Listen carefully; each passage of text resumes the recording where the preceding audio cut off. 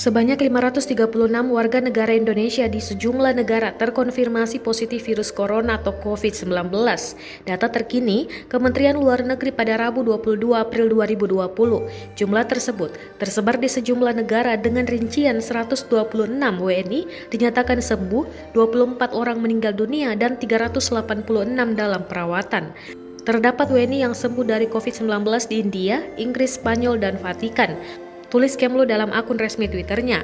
Berikut sebaran kasus WNI positif COVID-19 di sejumlah negara. 1 Amerika Serikat 38 WNI, 2 sembuh 27 stabil 9 meninggal.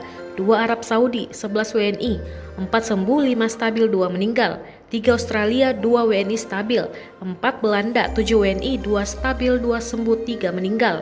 5 Belgia 2 WNI stabil. 6 Brunei Darussalam 5 WNI 4 sembuh 1 stabil. 7 Filipina 1 WNI stabil. 8 Finlandia 1 WNI sembuh. 9 India 75 WNI 26 sembuh 49 stabil. 10 Inggris 9 WNI 4 sembuh 3 stabil 2 meninggal. 11 Irlandia 1 WNI sembuh. 12 Italia 3 WNI stabil. 13 Jepang 1 WNI stabil. 14 Jerman 8 WNI 3 stabil 5 sembuh. 15 Kamboja 2 WNI sembuh. 16 Kanada 1 WNI stabil. 17 Korea Selatan 1 WNI sembuh. 18 Malaysia 108 WNI 7 sembuh 99 stabil 2 meninggal dunia. 19 Oman 1 WNI stabil. 20 Pakistan 21 WNI 13 sembuh 8 stabil. 12 WA 11 WNI stabil.